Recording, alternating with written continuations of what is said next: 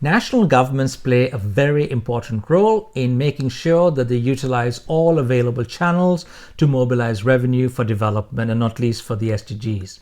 At the global level, a very important event took place in 2015 in Addis Ababa, Ethiopia, a few months before the adoption of the 2030 Agenda and the SDGs in New York in 2015.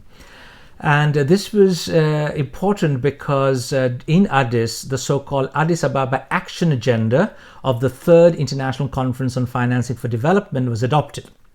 The Addis Action Agenda provides the global framework and the focus is to align all financing flows and policies with economic, social, and environmental priorities. So, for example, the Addis Agenda talks about the importance of strengthening social protection programs, finding new ways of funding infrastructure projects, focusing much more on ending hunger and malnutrition, promoting inclusive and sustainable industrialization. So all of these aspects were raised. Now, not every government took part, not all finance ministers took part in Addis. Many emerging countries have been lukewarm in their response to the Addis Agenda, and the same can be said of many high-income countries.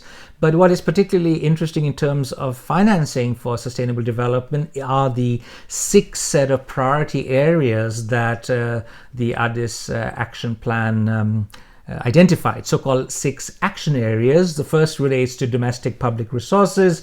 Then there's talk about domestic and international private business and finance, international development cooperation, international trade as an engine for development, debt and debt sustainability, and addressing major systemic issues. So in this section, I'll be talking about domestic mobilization, I'll be talking about trade and debt and aid, whereas my colleague Kaya will be talking much more about the role of the private sector in funding and financing sustainable development.